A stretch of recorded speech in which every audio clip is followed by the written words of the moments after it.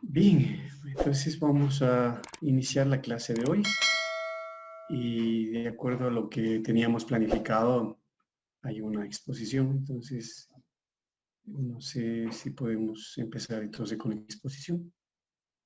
Si se observa la pantalla. Sí, se ve bien. Ujú. Bueno, a mí me tocó explicar sobre la formulación relativista de Klein-Gordon y introducir brevemente la formulación de Dirac. Es importante decir que para describir fenómenos cuánticos a altas energías ya se convierte necesario utilizar cierta forma de una formulación relativista de la función de onda. Esta transición nos lleva a tomar ciertas consideraciones. Eh, en principio, la coordenada temporal se debería tratar de igual manera que las coordenadas especiales. Eh, la noción de que partícula libre solo tiene sentido cuando se cumple la relación de determinación típica, donde ahora la variación del momento, la indeterminación del momento tiene que ser menor a la energía de la masa en reposo del cuerpo. Eh, si esto aumenta, entonces ya se comienzan a dar los efectos de creación y aniquilación de partículas, por lo cual la condición de partícula libre deja de tener mucho sentido, ya que ya no se tiene un concepto de que se mantiene el número de partículas.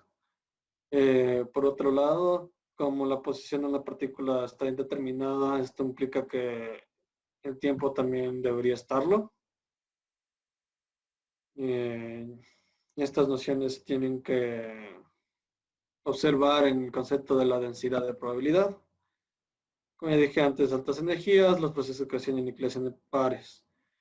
Y típicamente esto viene en la forma de los pares partícula-antipartícula. Eh, Por lo tanto, en cierto modo se pierde la noción de la concepción de partículas. Para la notación se utiliza la notación covariante y para este caso se va a utilizar el tensor métrico típico de la relatividad general, que está representado en 1 menos 1 menos 1, 1 menos 1 menos 1 menos 1, donde el 1 claramente corresponde a la coordenada espacial. De igual manera se utiliza la notación covariante. Esto se debe a que uno de los principios que se introdujo al realizar la relatividad general es que toda ley física tiene que estar escrita en notación covariante. De esta manera no dependería del... Esto sería la forma más general de expresar una ley física. Por ello que se utiliza esta notación y de igual manera tenemos que se define en forma contravariante un vector A y para bajar el índice se lo multiplica por la métrica. Se utilizará esta notación. Por otro lado, un típico vector espacial lo notaré con las letras negritas. De este modo, entonces tenemos las siguientes relaciones. Por ejemplo, para el vector posición contravariante sería todas las variables positivas y debido a cómo definimos la métrica anteriormente, entonces su versión contravariante tendría las coordenadas espaciales, el signo menos, de igual manera tendría el cuadrimomento, donde su componente como que espacial sería la energía dividido para C. De igual manera le puedo sumar a covariante. Defino este producto punto entre los cuadrivectores, que estaría dado por, básicamente sería la suma de una parte del contravariante y el covariante. Por ejemplo, para x.p me quedaría energía por tiempo menos vector x punto vector p espaciales típicos. De igual manera, por ejemplo, tengo ahora para definir eh, los operadores de momento. Eh, tengo un contravariante, entonces mi símbolo está,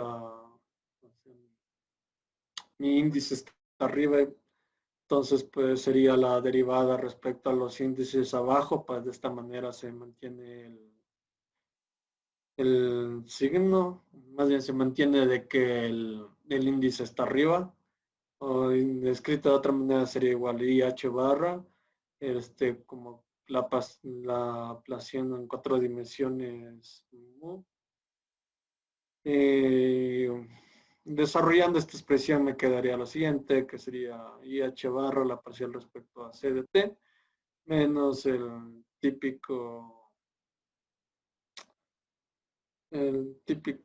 típica expresión en coordenadas espaciales. Y de igual manera se puede estudiar cómo funciona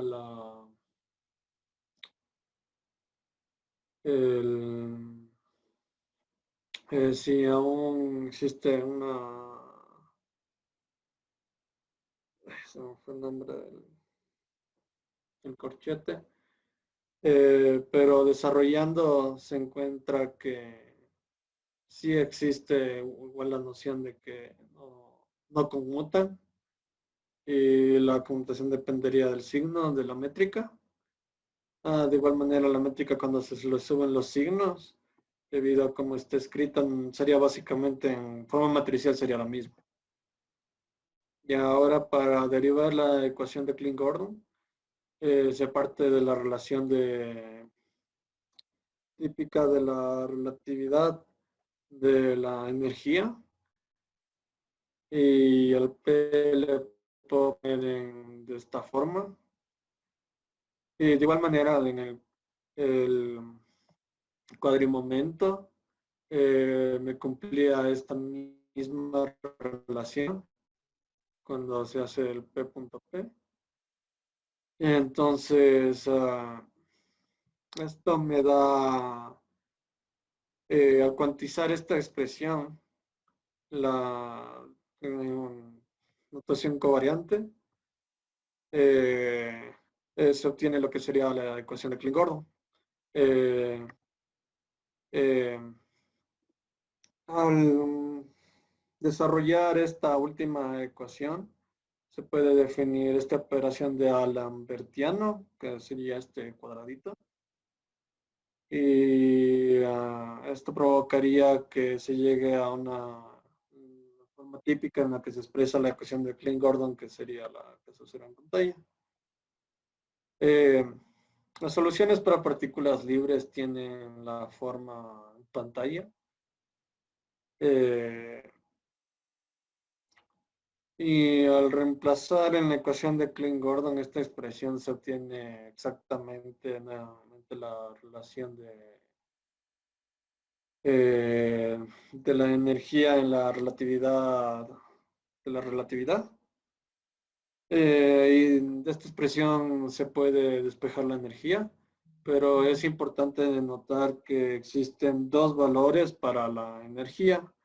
Esto es importante porque esta noción de que existen estos dos valores me da después una noción de que, de, o sea, de que la ecuación me describe a varios tipos de partículas. Para llegar al límite no relativista de la ecuación de Klein-Gordon, se dice que una solución de phi de esta ecuación se divida en una función que dependa igual solo de r de t, que multiplique a una componente que me describa la energía en reposo. En límite no relativista se cumple que la energía cinética es mucho menor a la energía en reposo. Expresando esto de manera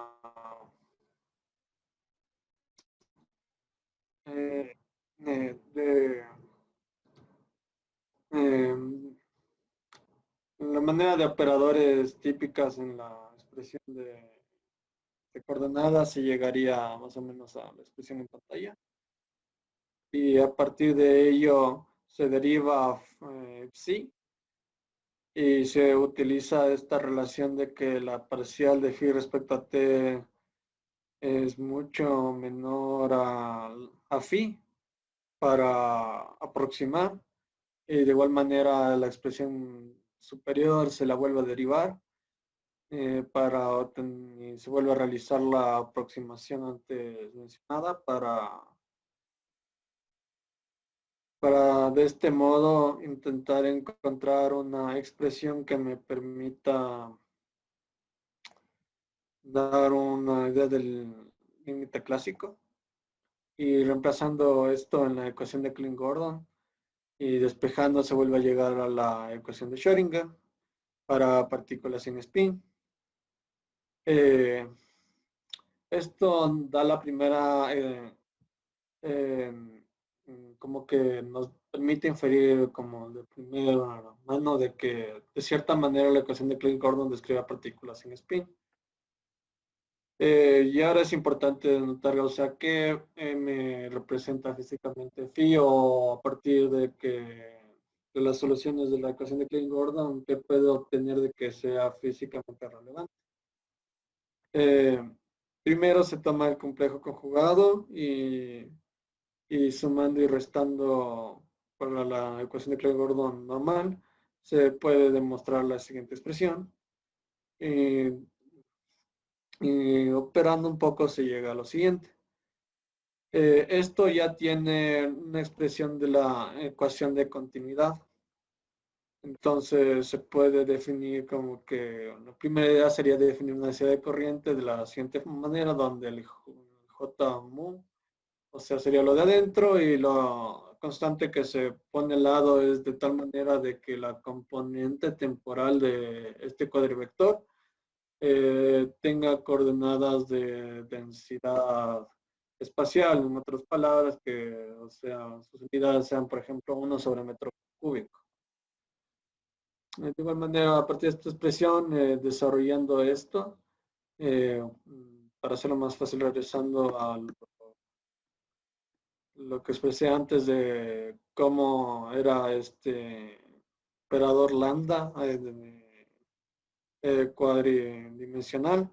Se observa que es una parcial respecto al tiempo y la componente espacial es lo que se tiene típicamente.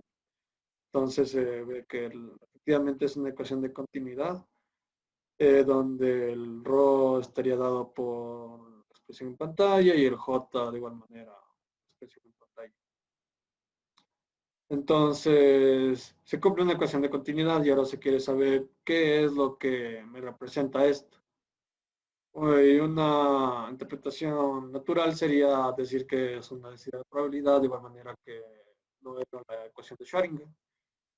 Pero debido a que la ecuación de Klein-Gordon es de segundo grado respecto al tiempo, entonces ρ puede que sea para un punto aleatorio, no se puede conocer efectivamente cuánto vale tanto phi como la parcial de phi respecto a t. Otras palabras, se pueden tener valores arbitrarios. Por lo tanto, ρ no es necesariamente positiva. Por lo tanto, no se lo puede interpretar como una densidad de probabilidad, ya que esto claramente tiene que ser siempre definido positiva, ya que no existen las probabilidades menores que cero. Entonces, para realizar una interpretación correcta, se multiplica las expresiones anteriores de ρ y de j por e. Y lo que se dice es que es realmente una densidad de corriente de carga cuadridimensional.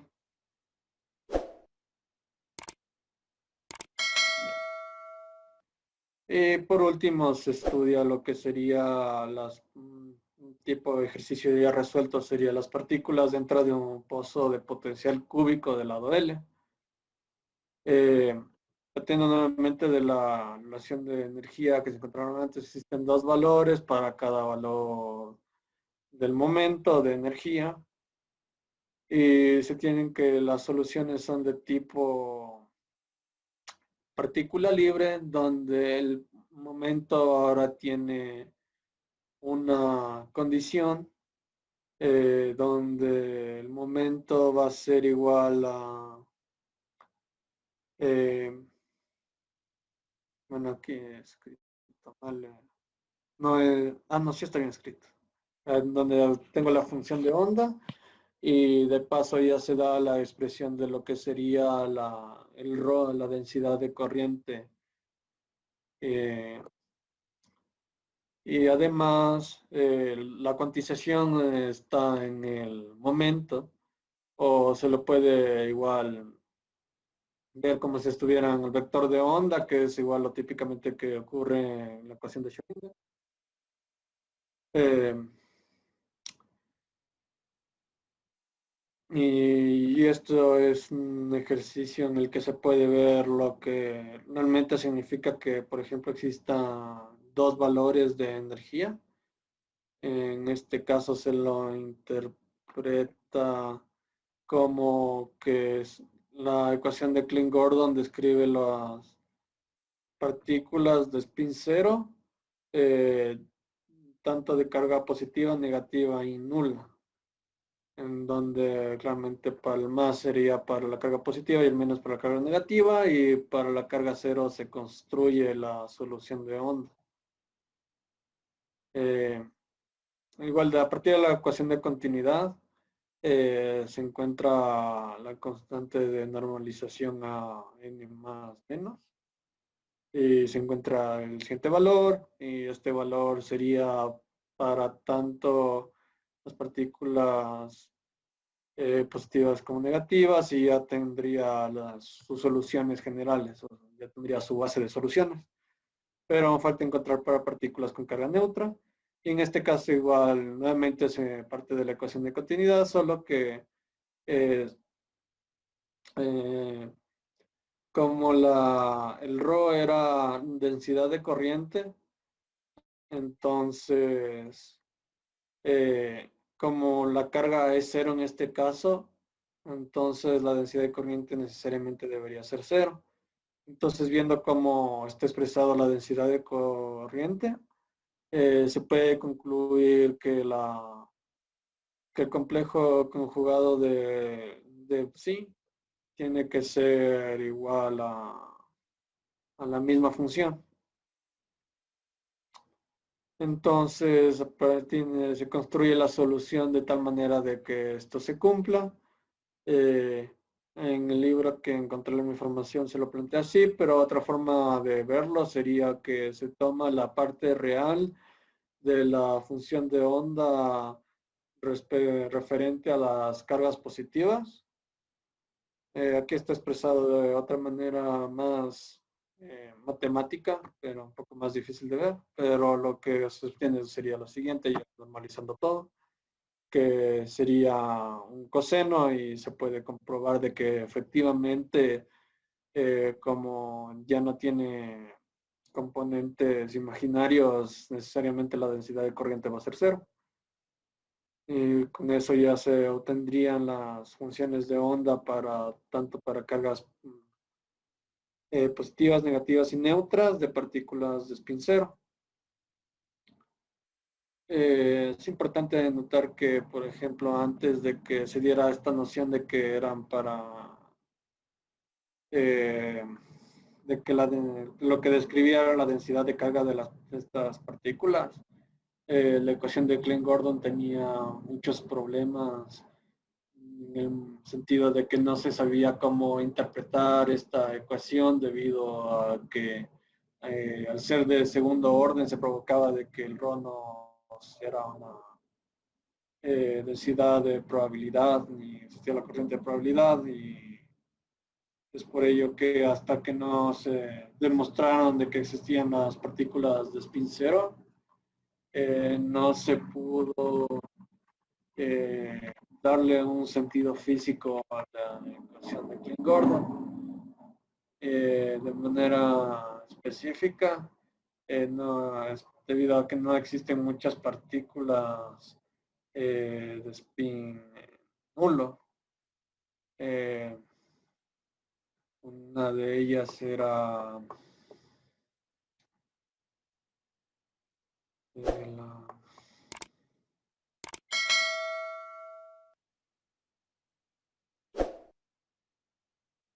algo tenía que ver con la energía.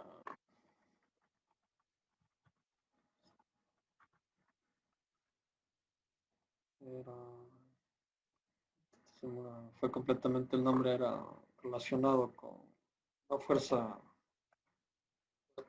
Pero bueno, eso sería todo referente a la ecuación de Klein-Gordon y brevemente introduciendo la ecuación de Dirac, que sería una ecuación relativista que en cambio describe las partículas de spin en un medio. Esta construcción de Dirac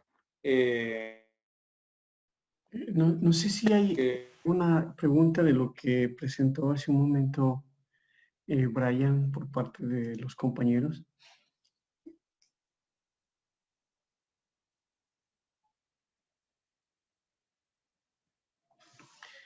Bueno, es la formulación de Klein-Gordon, ¿no? Y la forma como se la encuentra es simplemente usando la expresión de la energía relativista y cuantizando esa energía, colocando los operadores en función de los operadores, y esa es la ecuación de Klein-Gordon. Entonces, como se vio, esa ecuación es una ecuación de segundo orden, y en ese sentido, digamos, ahí aparece un problema que es el problema de la densidad de probabilidad. Esa densidad de probabilidad, como mostró Brian, puede ser positiva o negativa. Entonces, una densidad de probabilidad no puede ser negativa. Entonces, ese es el problema que detuvo el desarrollo de la formulación de Klein-Gordon. Sí, sin embargo, se salió de ese problema mostrando que esa ecuación cuadrática en realidad una mezcla de partículas y de antipartículas, una mezcla de partículas con energía positiva y partículas con energía negativa. Entonces, cuando se logra, hay un proceso ahí que se logra linealizar a la ecuación de Klein-Gordon, es decir, hacerlo de primer orden, de primer grado.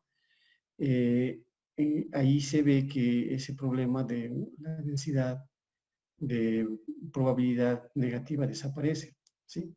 Entonces, solo sería admisible una densidad de probabilidad positiva cuando se logra linealizar la ecuación de Klein-Gordon.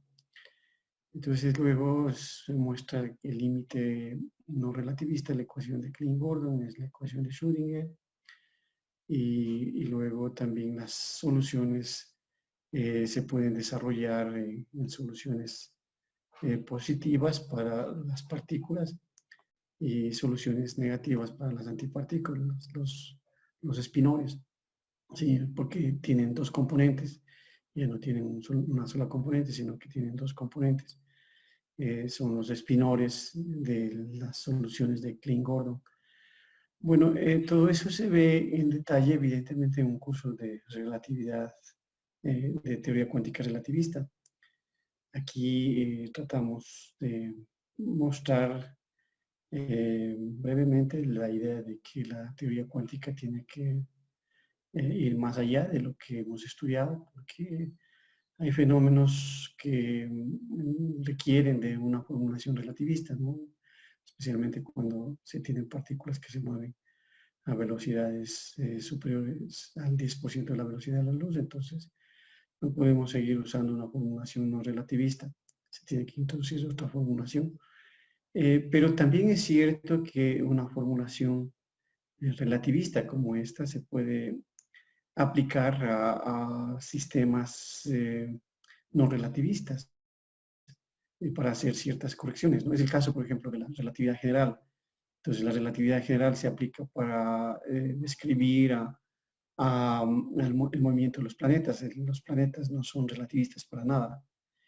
Sin embargo, la relatividad general se aplica allí, se hace un límite, al límite clásico, y aparecen unas correcciones, ¿no es cierto? Correcciones importantes. Lo mismo podemos hacer aquí usar la relatividad, la teoría cuántica relativista, por ejemplo, para describir el átomo de hidrógeno, ¿sí? El átomo de hidrógeno no es relativista para nada. Entonces nosotros podríamos usar una formulación como esta de Klein-Gordon o quizás una formulación como esta que va a mostrar ahora Brian, que es la formulación de Dirac, y aplicar a un sistema no relativista. Entonces eso parece un poco absurdo, ¿no es cierto?, de cómo yo puedo usar una formulación relativista a un sistema no relativista. Bueno, la idea es que lo que se hace ahí es ver el comportamiento clásico, ver este límite clásico de una formulación relativista. Y ahí probablemente se puedan obtener algunas correcciones, algunos nuevos resultados. Entonces, ese es una idea porque a veces se pregunta uno, o preguntan si es que es posible usar la teoría cuántica relativista para describir el átomo de hidrógeno. Sí, sí es posible. Eso es lo que se conoce como el átomo de hidrógeno relativista. Entonces, no sé, incluso podría ser un tema de tesis de grado, de investigación, en el estudio del átomo de hidrógeno relativista y usar toda esta formulación, por ejemplo, la formulación de Dirac, como estoy diciendo. Entonces, es un tema que les puedo plantear, les doy una idea de algo que se puede hacer. Bueno, no es que no se lo ha hecho, alguien lo ha hecho, pero todavía ahí se puede eh, fortalecer un poco ciertos estudios, ciertos cálculos, ciertos resultados. En los libros ustedes no van a encontrar, yo no he visto una formulación relativista del átomo de hidrógeno, pero se puede hacer ahí. Bien, entonces, no sé si tienen alguna pregunta sobre esta primera parte. Sería bueno de que si puede mostrar todo el desarrollo de este ejercicio del pozo de potencial, estaría bastante bien. Si hace el desarrollo Brian y junto con una exposición lo agrega a la carpeta de OneDrive para que todos lo vean, estaría perfecto, ¿sí? Si es que podemos hacer esto de hacer todo el desarrollo completo, porque lo que mostró se ve los resultados, pero no se ve el desarrollo. Bueno, ¿alguna inquietud, algo que quieran comentar? No, entonces vamos con la formulación de Dirac, una breve introducción, porque en realidad esto lo va a presentar Santiago. Ya. Justamente lo referente a que como la ecuación de Klein-Gordon era una ecuación de segunda orden respecto al tiempo, se buscaba, eh, no se pudo dar una interpretación correcta hasta que se dijo que era la corriente de carga y la densidad de carga respecto a phi. Es por ello que Dirac buscó una ecuación relativista tal de que fuera de primer orden respecto al tiempo. Y lo que obtuvo fue una ecuación que describe a las partículas de spin medio. Esta ecuación es muy importante porque predijo la existencia de antimateria y proveyó una justificación teórica para ciertos aspectos de la teoría de spin de Pauli. A continuación se muestra una expresión típica de la ecuación de Carty, donde el alfa n y beta son matrices hermíticas involutivas. Además, estas matrices ampliconmutan entre sí. Esta ecuación, al desarrollarla, se encuentra un sistema de 4 ecuaciones diferenciales de primer orden. Por lo tanto, en esta formulación de Dirac, la función de onda tiene 4 componentes. Y eso sería básicamente lo que yo tendría que decir de la ecuación de Dirac. Eh, la ecuación de Dirac, una de las formas que creo que ha sido demostrada era que replicaba consistentemente los resultados del átomo de hidrógeno, ya que como describe partículas de spin medio, sería la forma más óptima de demostrar la validez de esta ecuación. Y es importante recalcar que, por ejemplo, la ecuación de Klein-Gordon describe para espines de cero y la ecuación de Dirac para espines de medio. Y la verdad sí son ecuaciones diferentes. Y al final del día lo que ocurre es que no existe realmente un formalismo que permita describir todas las partículas de cualquier spin en un límite relativista. Y esto sería uno de los problemas que se tiene que seguir trabajando en la física.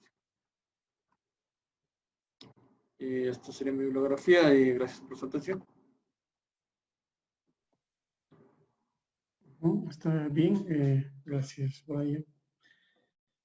¿Alguna pregunta por parte de los demás? No, bueno, entonces creo que sí está muy bien.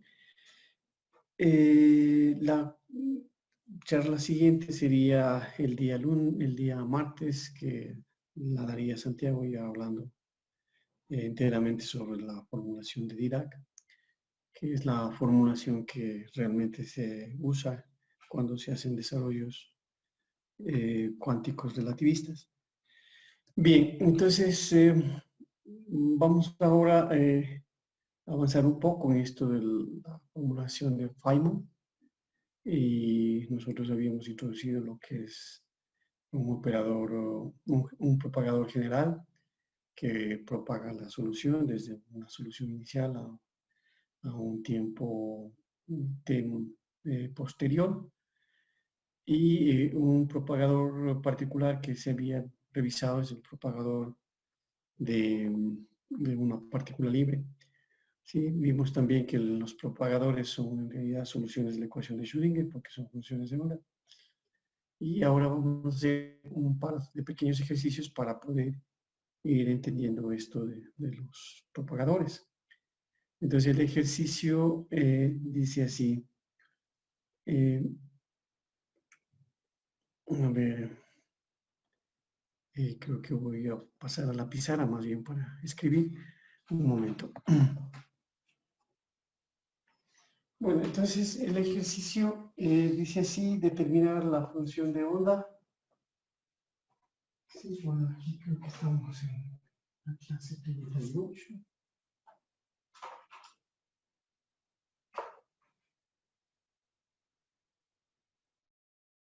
Y hoy día estamos 26. Bueno, entonces, formulación de Feynman. Entonces, un pequeño ejercicio. El ejercicio dice determinar la función de onda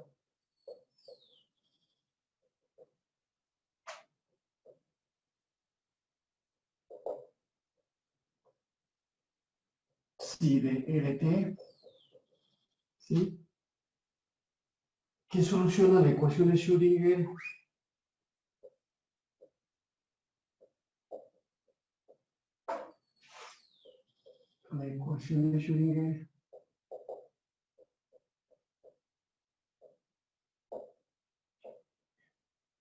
para los electrones que se encuentran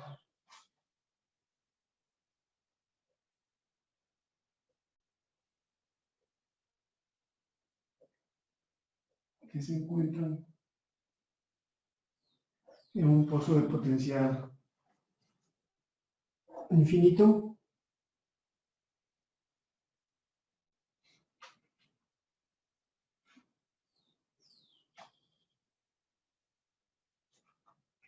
Sí, en un pozo de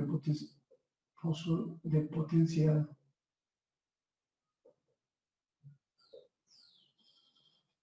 infinito,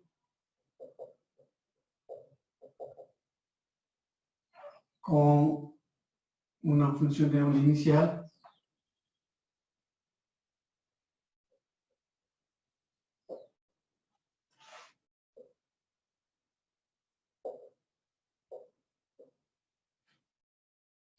si 0 de x igual a delta x menos x0. Entonces, tenemos un puesto de potencial infinito y tenemos electrones que están descritos por esta función de onda inicial, delta x menos x0, es decir, están concentrados los electrones en x igual a x0, y nos piden calcular la función de onda xt, pongamos xt, para un tiempo t mayor que t sub 0, ¿no es cierto? Entonces estamos buscando para un t mayor que t0, estamos buscando la función de xt0, de xt, perdón. Esta función soluciona la ecuación de Schrödinger. Entonces ese es el problema en el que estamos, ¿sí? Entonces, ¿cómo hacemos nosotros? ¿Cómo resolvemos este ejercicio? Bueno, la solución es bastante simple. No sé, piensen un par de minutos para ver cómo resolvemos este ejercicio. ¿Sí?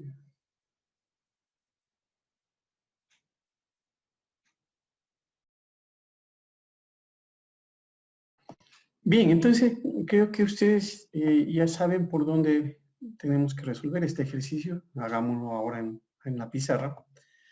Entonces, nosotros sabemos que hay una expresión para calcular el psi de rt. Entonces, nosotros vamos a utilizar esa expresión y usando el propagador, el psi de xt se puede escribir como la integral del propagador de xt.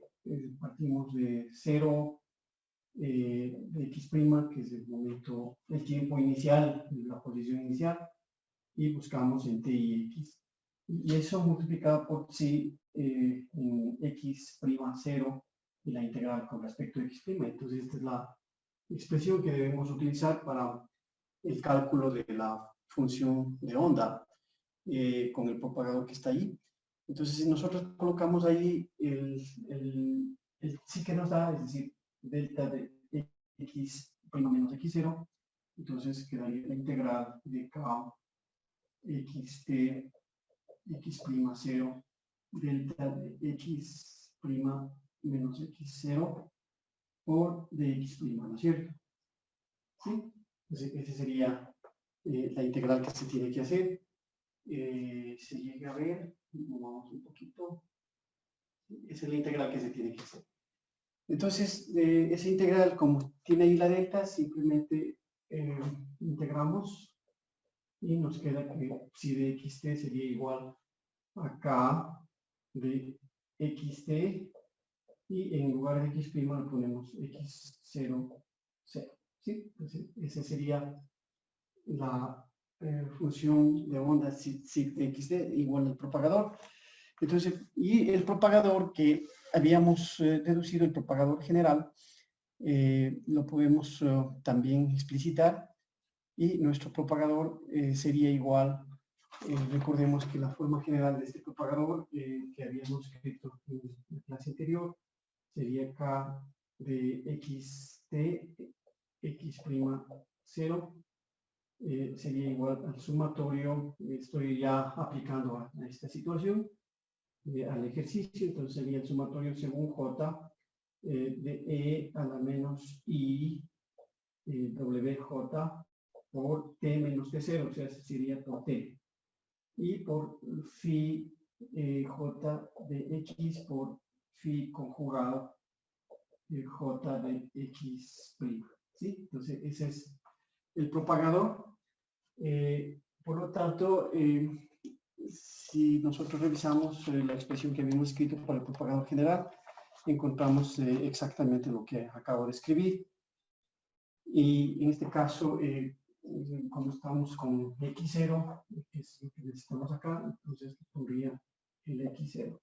Aquí también iría el x sub 0. ¿Sí? Ese sería nuestro propagador y en últimas esa es la función de onda. ¿Sí? Esto sería justo la función ¿sí? de xt, la que nosotros estamos buscando. Bueno, esas funciones phi que están allí son funciones propias de h, ¿sí? Considerando que h corresponde al hamiltoniano del pozo de potencial infinito, entonces esas funciones propias y las energías las conocemos. Así que podríamos explicitar este resultado 3 que está ahí, ¿sí? Esto de aquí, podemos explicitar y tendríamos la solución en forma explícita, ¿no es cierto? Entonces, sabemos que para el pozo de potencial,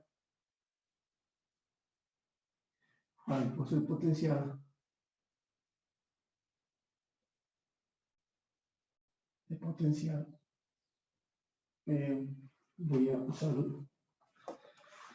otro marcador porque ya no se ve, este está bastante oscuro. A ver, acá está el otro marcador. Entonces, para el pozo de potencial, nosotros tenemos las soluciones de la ecuación de Schrödinger, que es h por phi sub j es igual a E sub j por phi j, y los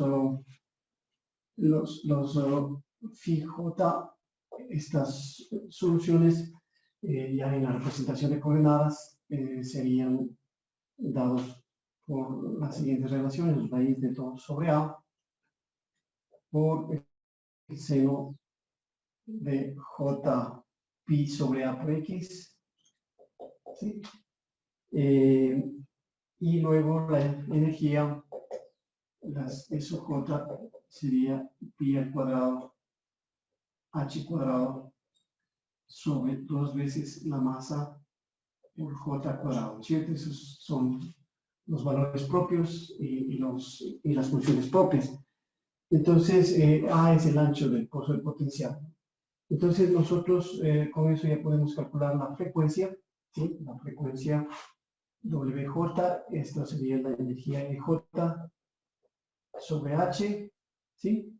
Y esa frecuencia es simplemente pi al cuadrado h cuadrado sobre 2m, en este caso sería pi al cuadrado h sobre 2m por j cuadrado, ¿sí? Esas serían las frecuencias. Entonces, nosotros a este factor de aquí lo podemos llamar simplemente W y tendríamos WJ punto cuadrado, ¿sí? Ese pi cuadrado h cuadrado sobre 2m le llamamos W. Lo de aquí para que quede claro, pi cuadrado h sobre 2m. Esto le llamamos W, entonces queda de esa manera. Por lo tanto, la solución explícita para psi de xt sería la siguiente, ¿no es cierto? O sea, psi de xt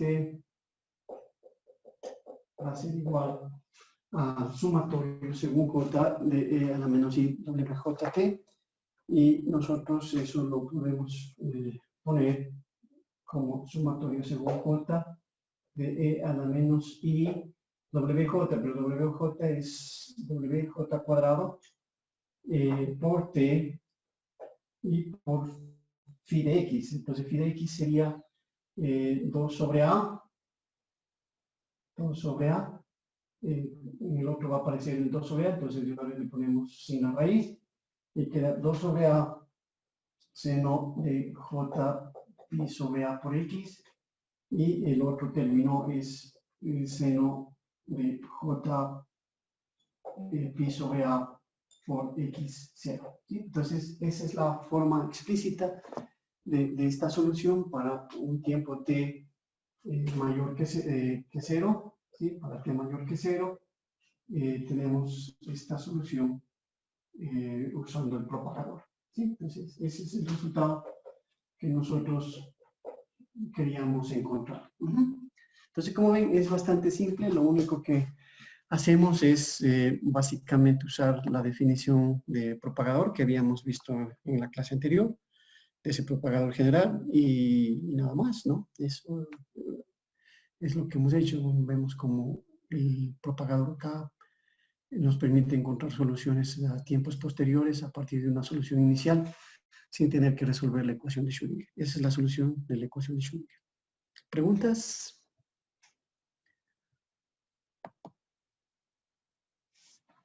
¿Están de acuerdo?